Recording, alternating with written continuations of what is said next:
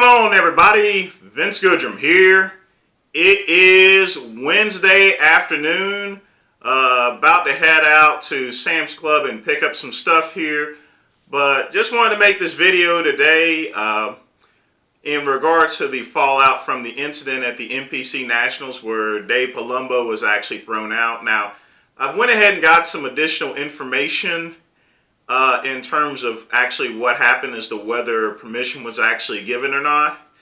And from what I'm understanding from Bob Ciccarello, permission was not given. You know, I'm still going to check in on the matter itself there. You know, I'm not going to actually take any actual sides. I still stand by my assessment that Dave Palumbo should not have been thrown out based upon, you know, the circumstances and everything like that here. But what I wanted to do really is touch base on some things that's actually been happening that's actually relevant to the sport, and that is, where do we actually make our money in the industry? Oh yeah, I almost forgot. Some people also emailed me that they didn't get my report from the Ferrigno Legacy Pro. So let me go ahead and give that to you real quick. Brandon Curry won. Cedric McMillan lost. Congratulations, Brandon. All right, we're done with that here.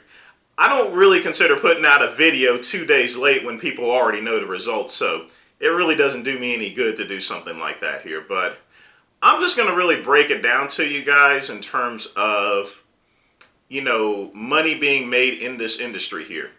Now, quite frankly, I understand that the rights were secured in order to sell DVDs to the athletes, but let me ask you guys this question here.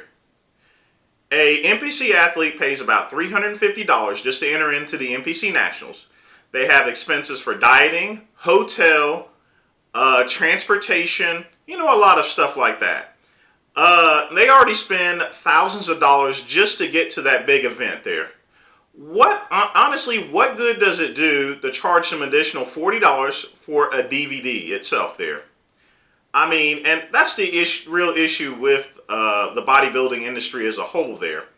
It is 2017, and we're still trying to sell DVDs here and cutting off the press from actually giving more worldwide coverage of the bodybuilding events here.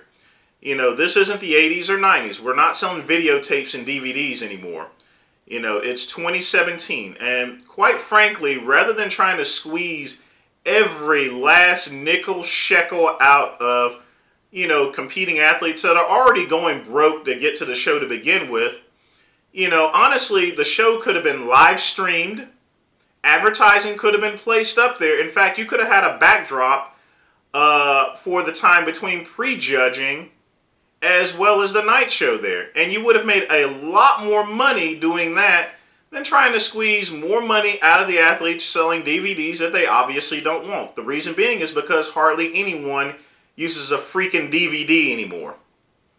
So, you know, as a bodybuilding community as a whole and to the promoters, I have to say to you guys, you know, we got to really tighten up our belts in terms of how we're making money in this industry. Yes, we're supposed to sell tickets. That's perfectly fine there. And the bodybuilding shows do come at a substantial monetary risk there. But at the same time, you know, what's right is right there. And, you know, an athlete that spent so much money already getting to the show and has already put their money in, you know, I think it's highly unnecessary to sell them yet again on something that, you know, is pretty much trivial, in which you can actually do even better by giving more worldwide exposure to the bodybuilding community by live streaming the events. And this is what I'm recommending. This also takes away the incentive for others to actually videotape it there. Like I said, people are complaining so much about Dave Palumbo filming backstage or anyone else filming there. But at the same time, if you're live streaming the event, you know, that actually negates the process to begin with.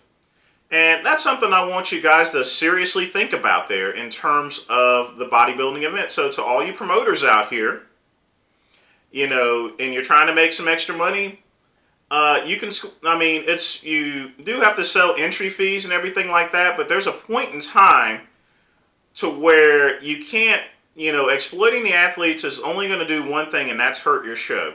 Now, it may not hurt the NPC Nationals because it's a major event, but for some of you guys that are running regional promotional events and national qualifiers, you know, trying to squeeze extra money out of the athletes, can run the risk of substantial loss to your business there. Not only that, people will simply just stop attending your show there, because profit margins are even thinner when running a regional event there. So why squeeze extra money out of them there, And I think the same thing should have been done at the NPC Nationals, even on the major level. Steve Carroll, like I said before in my previous video, he has a right to run his show the way it is there. But at the same time, it's up to people like me to actually speak out amongst additional profiteering through the athletes when they've already spent a substantial amount of money to get there to begin with there. And utilize modern methods in order to, bring in money for these events. And in addition to that, actually help the bodybuilding community instead of just trying to gouge everyone there. But that's just my opinion on it there. You guys let me know what you guys think. And again, y'all guys have a wonderful Thanksgiving. I may do another video before then. But if not, I'll see you guys on Friday. Take care.